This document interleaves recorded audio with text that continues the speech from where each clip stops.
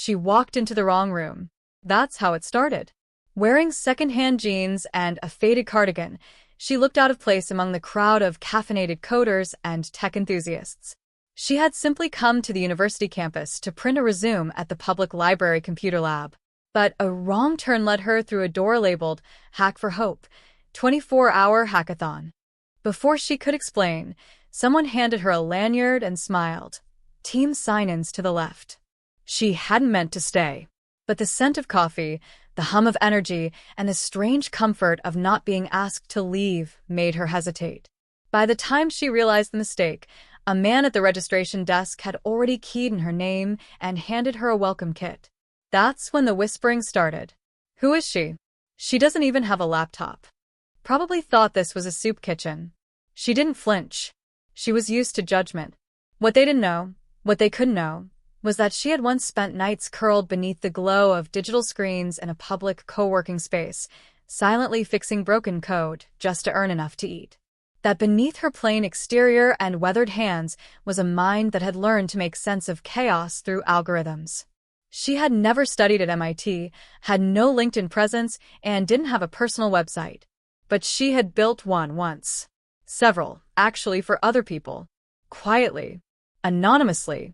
As teams were forming around startup buzzwords and flashy ideas, she sat down at a quiet table in the corner, unzipped her borrowed laptop, an old, clunky model donated by Shelter, and began to think. No team. No plan. Just silence. The challenge theme was simple: solve a real-world problem that impacts marginalized communities. While others dove into pitch decks and APIs, she thought about what it meant to be invisible, to slip through society's cracks and still carry hope. By the 10th hour, people began noticing her. Not because she was loud, but because her code was doing something no one expected, connecting emergency housing shelters with real-time data on available beds, cross-referenced with public transport routes and weather alerts.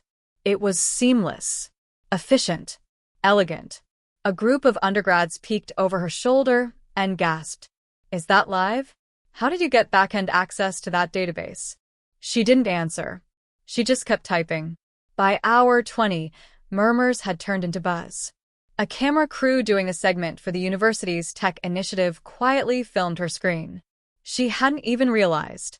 She hadn't noticed the 3 judges that stood behind her for nearly 15 minutes, whispering among themselves.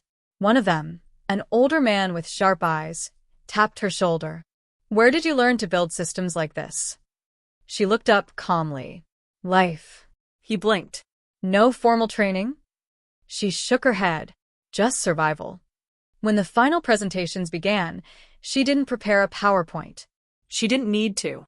When it was her turn, she walked to the front, plugged in her laptop, and simply said, "This is for people who can't wait for systems to catch up. So I built one that doesn't make them wait." The room fell silent. She clicked a button. Instantly, a dashboard appeared showing live updates from over 100 verified shelters, auto-refreshed, with AI-powered suggestions for nearest transport, available food services, and even open public showers. One judge whispered, This could save lives." By the end of the night, she hadn't just won the hackathon. She had rewritten the expectations of what a simple woman could do. As people clapped and swarmed her, she quietly packed her laptop. That's when the older man returned, this time not as a judge, but as a Google recruiter.